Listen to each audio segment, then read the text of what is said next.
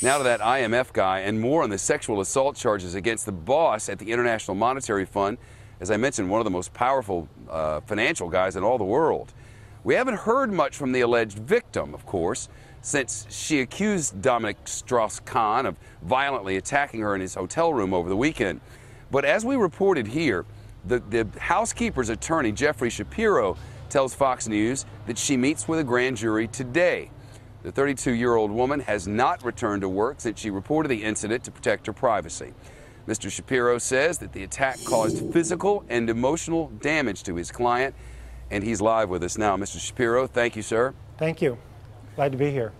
You know, there were a lot of questions. You know, when Americans first heard this, I'm sure a lot of them went, "Are you kidding me?" They're accusing a guy who was on the road potentially to being the president of France, the head of the International Monetary Fund, of basically raping a housekeeper in a hotel. It just sounded to so many of our viewers like impossible. Well, the fact is that here in this case, what happened after this event took place, she reported it to hotel security, who called the New York City Police Department, who came over and investigated it, spoke to her, investigated the scene, and based on the strength of that, had this man taken off an airplane where he was on his way to France. So the New York City Police Department, in their professional judgment, found that there was a sufficient reason to arrest him, and a grand jury is now determining whether or not there was sufficient basis to indict him. Sir, it's my understanding from the legal team that she was not aware who this man was, just that he was staying in this hotel room. And I'm curious now about, now that she does know who he is, what's her mindset like? How, I don't know, you tell me. Well, you know, I think to understand this, you have to recognize that this is a woman who comes from Guinea, where laws and protections are few and far between, at least for people who don't have money and influence. I think she's very afraid. I know that she is very afraid for both her safety and also for the safety of her daughter. You know, from her perspective in the world, someone like this has great influence and great connections, and she's very much concerned about it.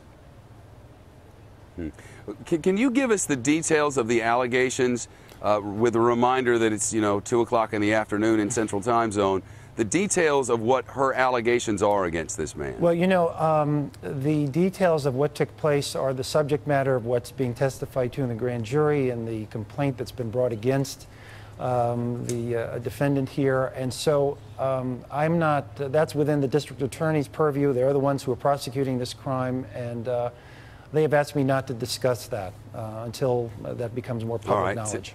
I understand. And I'm going to respect that makes perfect sense. Today, yeah, well, we all should, I guess. Today, the grand jury, I guess, has come together. That's a secretive process. We're not to know what happens inside that grand jury. But, Counselor, you're well aware it's very easy to get an indictment there in that jurisdiction. You can get an indictment against just about anybody. That's just a step in the legal process. That's correct. After, if there is an indictment brought, then the entire process begins in terms of exchanging evidence between the prosecution and the defendant. There's a process that goes on with that until eventually this case reaches trial.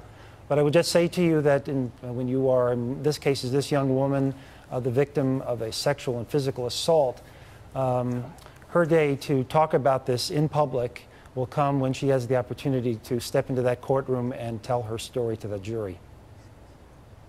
Jeffrey Shapiro, the attorney for the alleged victim in the assault case of Dominique Strauss-Kahn. Sir, it's nice to see you. Thank you very much.